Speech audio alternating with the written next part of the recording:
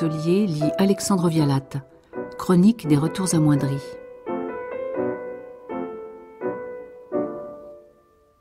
Les Parisiens reviennent de vacances, suivis de leurs chiens et de leurs enfants.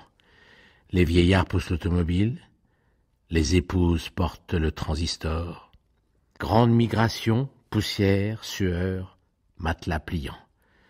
Chacun en ville attend sur le pas de la porte un être cher avec des boissons réconfortantes.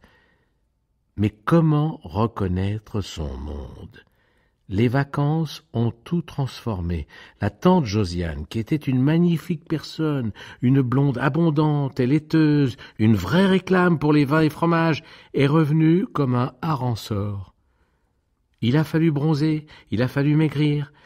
Les magazines ne plaisantent pas sur ce chapitre. Elle était ronde, dorée, juteuse comme une orange. Elle avait l'air d'un bouquet de lys ceinturant une touffe de pivoine et couronnée d'une gerbe de blé mûr. On aurait dit en bref un plat de fraises à la crème. On s'en passait la langue sur la bouche. C'était la chanson des blés d'or. Elle est revenue ratatinée, noire et poreuse, un peu friable, comme un petit morceau de charbon de bois. On quitta la Madelon, on retrouve un squelette. Elle qui pourtant avait fait tout son devoir, le bronzage et la diététique, suivi les conseils les plus sûrs, voilà comment elle est revenue. Et voilà comme quoi tous ces gens qui étaient partis pour se trouver, ou tout au moins pour se chercher, pour essayer de devenir ce qu'ils furent, ou ce qu'ils sont, ou ce qu'ils voudraient être, pour se rapprocher enfin de l'homme, se sont perdus en route comme le beurre au soleil.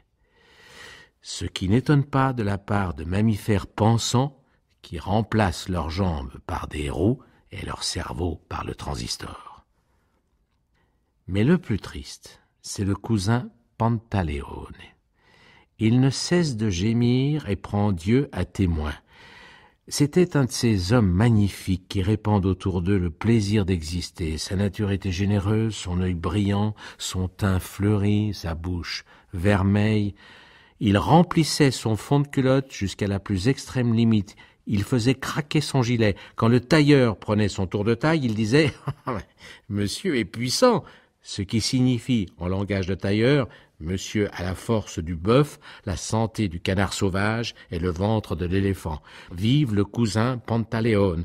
À la brasserie, on lui gardait 2 places, et c'était peu, car il mangeait comme 4, et il en occupait bien 3. Il faut voir comme il est revenu. Ses jambes ont l'air de roseaux secs. Son nez napolitain retombe sur son menton. On dirait un fils naturel du héron et de Polichinelle. Il a sorti des photographies, il m'a pris à témoin. Vous voyez, monsieur, me dit-il, quel bel homme que j'étais, 1m88, 124 kilos, et maintenant, et il a joint les mains et il a levé les yeux au ciel, et maintenant, monsieur, qu'est-ce que je suis devenu? 92 kilos, mon ventre, il fait des plis. Si vous voyez mon ventre, monsieur, il fait des plis. Et mon ventre, monsieur, ce n'est rien. Si vous voyez mes fesses, monsieur, il fait des sacs. J'ai refusé de voir un si triste tableau. Ce sont des spectacles qui découragent, ils assombrissent l'humeur et ils coupent l'appétit. J'espère donc que bientôt M. Pantaleone retrouvera dans le travail et les premiers frimas, grâce à un régime de viande rouge et de jambonneau de plus en plus signé, ses bases, son abondance, son volume, sa joie de vivre, qu'il effacera ses plis, qu'il remplira ses sacs, et que ses pareils retrouveront avec lui cet équilibre naturel qui rend la société diverse et magnifique, car c'est lui qui fait les grosses brunes, les petites blondes, les grands dépendus, les nains, les géants et les autres. Il les faut tous. Gardons-nous d'y toucher. Que penserait-on d'un Churchill squelettique? Que deviendrait un Don Quichotte gras? Où serait le plaisir?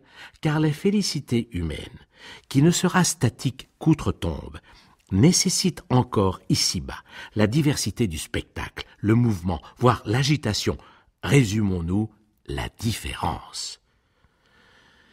Mais il faut bien que vacances se passent.